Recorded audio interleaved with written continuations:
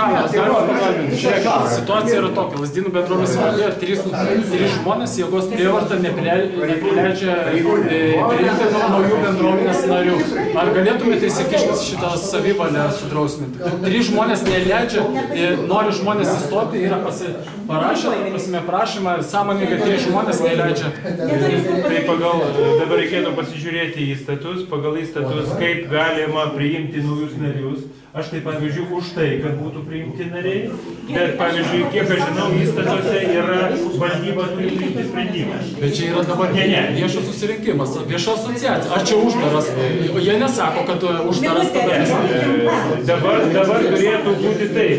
Pavyzdžiui, aš pasiūlyčiau sekretoriaujančiai pranešti, kad nori įstoti į asociacijos narius ir dalyvauti tiek narių ir susirinkimas turi priimti sprendimą. Buvo prašyta, nepakviečia nei pirmininko, nei raštiško pateikimo, sako, kad atseit yra raštiškas tarybos įpareigojimas. Tuo aš pasakyčiau. Pakvieskit ją, ką meluoja. Nesakė, kad raštiškas. Kai padarys ataskaitą. Ne, tai jūs nemeluoja. Jūs vykdinat laiką tada. Kiek valandų susirinkimas praeis?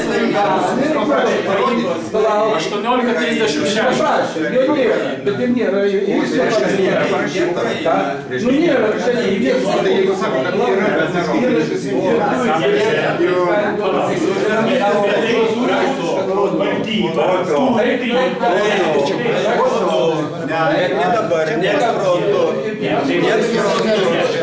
turėdamas tarybos narė, aš esu tarybos narys.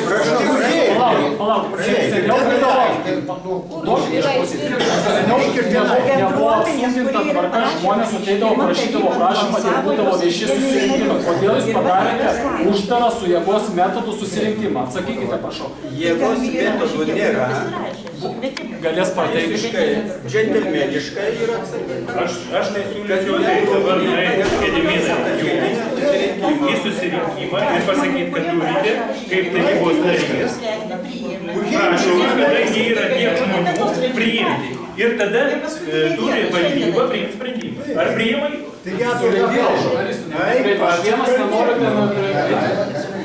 Eini pats, kaip tarybos narys, eini tada ir kalbėdavo. Ne, tai